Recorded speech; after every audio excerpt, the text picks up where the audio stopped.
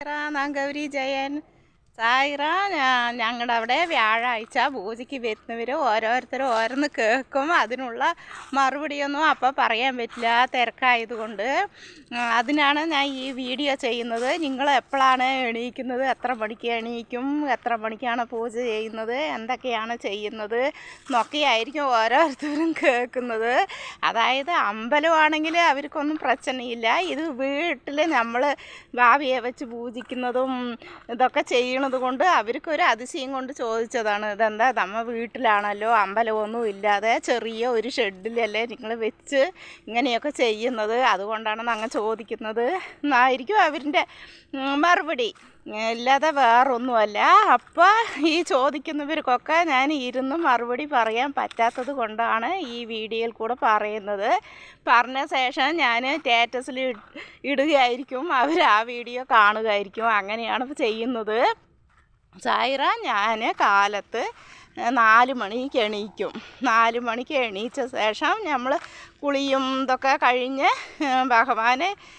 ഭഗവാന്റെ ലൈറ്റൊക്കെ ഇട്ട ശേഷം ഭഗവാന് വിളക്ക് തെളിയിച്ചിട്ട് അതിന് ശേഷം ആരതിക്ക് ഞങ്ങൾ രാത്രിയെ ബാബയ്ക്ക് ചിലപ്പോഴൊക്കെ പറ്റാത്തപ്പോൾ മാത്രമാണ് വെള്ള ഡ്രസ്സ് ധരിക്കാത്തത്. എവിടെയെങ്കിലും പോയിട്ട് രാത്രി ഒരുപാട് നേരമാകുകയാണെങ്കിൽ മാത്രമാണ് നമ്മൾ രാവിലെ ബാബയ്ക്ക് അണിയിക്കുന്ന ഡ്രസ്സ് മാറ്റാതെ അങ്ങനെ ഇരിക്കുന്നത്. ഇല്ലെങ്കിൽ രാവിലെ അണിയിക്കുന്ന ആ ഡ്രസ്സ് ഞങ്ങൾ വന്നിട്ട് രാത്രി ഒരു 9 മണിയാകുമ്പോൾ ആ ഡ്രസ്സൊക്കെ ഊരി വെള്ള ഡ്രസ്സായിരിക്കും ധരിപ്പിക്കുക.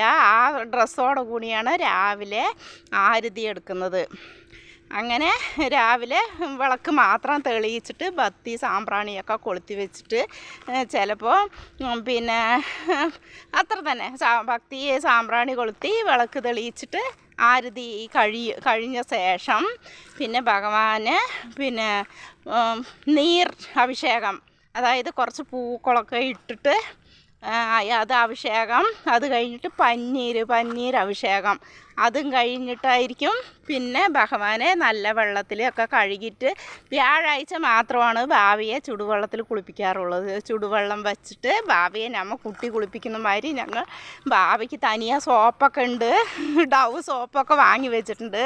അത് കുറച്ച് അതായത് നമ്മൾ ബത്തിയൊക്കെ കൊളുത്തുമ്പോൾ ആ ഭഗവാന്റെ ഈ മുതുകത്തും ഈ സൈഡും ഒക്കെ ഒരു കാതിൻ്റെ ഉള്ളിലും ഒക്കെ നമ്മൾ ഈ പുകയൊക്കെ പോയിച്ച് അയ്യ കറുപ്പായിട്ടുള്ള അയ്യ കരിമാതിരി ഉള്ളതൊക്കെ അഴുക്കുണ്ടാകും. അതിന് വേണ്ടിയാണ് സോപ്പ്. ഇല്ലാതെ ഭഗവാന് പിന്നെ വേറൊന്നുമല്ല. ഞാൻ ചോദിച്ചു, ഇങ്ങനെ സോപ്പൊക്കെ ബാബയ്ക്ക് ഇടാവോ, എന്തെങ്കിലും ദോഷമുണ്ടോ എന്ന് ചോദിച്ചപ്പോൾ ഇല്ല, കുഴപ്പമൊന്നുമില്ല, സോപ്പൊക്കെ ഇട്ട് ഈ കറിയുള്ള ഭാഗത്തൊക്കെ നമ്മൾ തേക്കാം, അതൊന്നും കുഴപ്പമില്ല എന്ന് പറയുകയായിരുന്നു. അതുകൊണ്ടാണ് ബാബയ്ക്ക് ഞങ്ങൾ സോപ്പ് ഉപയോഗിച്ച് ബാബയെ കഴുകുന്നത്. അങ്ങനെ വ്യാഴാഴ്ച മാത്രം പിന്നെ ചുടുവെള്ളത്തിൽ കുളിപ്പിക്കും. ബാക്കി രാവിലെ അങ്ങനെ പിന്നെ ബാബയ്ക്ക് അഭിഷേകം ചെയ്ത ശേഷം നല്ല വെള്ളത്തിൽ കഴുകിയിട്ട് പിന്നെ ഭഗവാന് നന്നായി തോർത്തിയൊക്കെ കൊടുക്കും. തോർത്തി കൊടുത്ത ശേഷം പിന്നെ ചന്ദനം കുങ്കുമം വയ്ക്കുകയാണ്. ചന്ദനം കുങ്കുമമൊക്കെ വച്ച ശേഷം ഡ്രസ്സിട്ട് പിന്നെ ബാബയ്ക്കുള്ള മാലയും പിന്നെ നെക്ലസ് മാല അതൊക്കെ ഇട്ട ശേഷം കിരീടമൊക്കെ വച്ച ശേഷം ഭഗവാന് പ്രസാദം, അതായത് എന്താണോ പ്രസാദം അത് വെച്ച ശേഷം കുറച്ച് വെള്ളവും തുളസിയും വയ്ക്കും. വച്ച ശേഷം പിന്നെയും നമ്മൾ ബത്തിയൊക്കെ കൊളുത്തി പിന്നെ വിളക്ക് എപ്പോഴും ദീപം എപ്പോഴുമേ ഉണ്ടാവും. അങ്ങനെ ബത്തി കൊളുത്തി വെച്ചിട്ട് പിന്നെ കർപ്പൂര ആരാധന കാട്ടിക്കഴിഞ്ഞാൽ അന്നത്തെ രാവിലത്തെ പൂജ കഴിഞ്ഞു.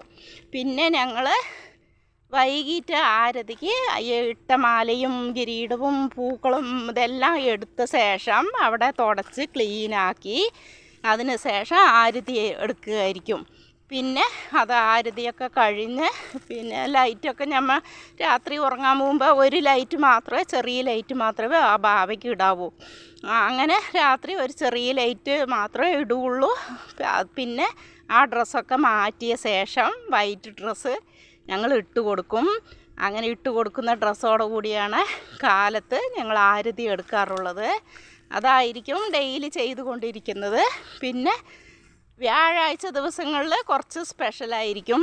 കുറച്ചും കൂടെ നേരത്തെ എണീച്ച് നമ്മൾ കുളിച്ച ശേഷം പിന്നെ ഭഗവാനെ ചുടുവെള്ളം വെച്ച ശേഷം ഭഗവാനെ കുളിപ്പിച്ചിട്ട് പിന്നെ നല്ല അഭിഷേകം കഴിഞ്ഞിട്ട് പിന്നെ നല്ല വെള്ളം ഒഴിച്ച് കഴുകി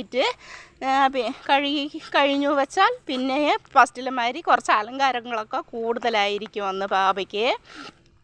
നിറയെ പൂക്കളും അലങ്കാരങ്ങളൊക്കെ ഇത്തിരി സ്പെഷ്യലായിട്ട് ചെയ്യണം. പിന്നെ രാവിലെ ജോലിക്ക് പോണവരൊക്കെ നേരത്തെയായിരിക്കും വരുന്നത്. അതുകൊണ്ട് എന്തെങ്കിലും പ്രസാദം ഉണ്ടാക്കി വെക്കണം. നേരത്തെ ഒരു 6 മണിയാകുമ്പോഴേക്ക് നേരത്തെ എണീച്ച് കേസരിയോ പായസമോ അവിൽ കലക്കിയതോ എന്താണോ പ്രസാദം എന്തെങ്കിലും ഒന്നും ഉണ്ടാക്കി വയ്ക്കണം. അതും ബാവയ്ക്ക് വെച്ച് പൂജിച്ച ശേഷം നേരത്തെ വരുന്നവർക്ക് അതാണ് കൊടുക്കാറുള്ളത്. പിന്നെ ഒരു 10 മണി 10:30 ആകുമ്പോഴാണ് ഒക്കെ ഓരോരുത്തരും വന്നുകൊണ്ട് ഇരിക്കും. അങ്ങനെ വന്നു കഴിഞ്ഞാൽ ഒരു 10:30 11 മണിയാകുമ്പോൾ നിറയെ പേരുണ്ടെങ്കിൽ ഞാൻ മെഡിറ്റേഷൻ ഇരുത്തും. ഒരു അരമണിക്കൂർ 3/4 മണിക്കൂറൊക്കെ മെഡിറ്റേഷന് ഇരുത്തുകയായിരിക്കും അവർ. അത് കഴിഞ്ഞ ശേഷം ബാബയുടെ അഷ്ടോത്രം വായനയായിരിക്കും. ഈ അഷ്ടോത്രം വായന കഴിഞ്ഞിട്ടാണ് പിന്നെ ഭഗവാന് ആരതി തുടങ്ങും. ആരതി തുടങ്ങി കഴിഞ്ഞു വെച്ചാൽ പിന്നെ പൂജകളും ആരതി കഴിഞ്ഞ് അതിന് ശേഷം പൂജ കഴിഞ്ഞ് പിന്നെ അവർക്ക് ഭക്ഷണം കൊടുത്തു കഴിഞ്ഞാൽ അന്നത്തെ ഇത് കഴിഞ്ഞു. പിന്നെ ഈവനിങ് ആരതി ആയിരിക്കും. ഇതിൻ്റെ ഇടയിൽ ഞങ്ങൾ ഓരോരോ മന്ത്രങ്ങളും ഇതൊക്കെ ജപിച്ച് ഈ 10 to 12 മണിക്കുള്ളിൽ ആയിരിക്കും ചെറിയ ചെറിയ പൂജകളും വരുന്നവരൊക്കെ പൂജ കഴിക്കുന്നതും അവർക്കിഷ്ടപ്പെട്ടത് എങ്ങനെയാണോ അതൊക്കെ ഇടയിൽ അവരെ തന്നെയാണ് ചെയ്യുന്നത്. അതൊക്കെയാണ് സായിറാം സാധാരണ ഇവിടെ നടന്നുകൊണ്ടിരിക്കുന്നത്. ഇല്ലാതെ വേറെ വലുതായിട്ടൊന്നും ചെയ്യുന്നില്ല. അങ്ങനെയാണ് പോയിക്കൊണ്ടിരിക്കുന്നത്. അത്ര തന്നെ പറയാനുള്ളൂ സായിറാം. പിന്നെ കാണാം.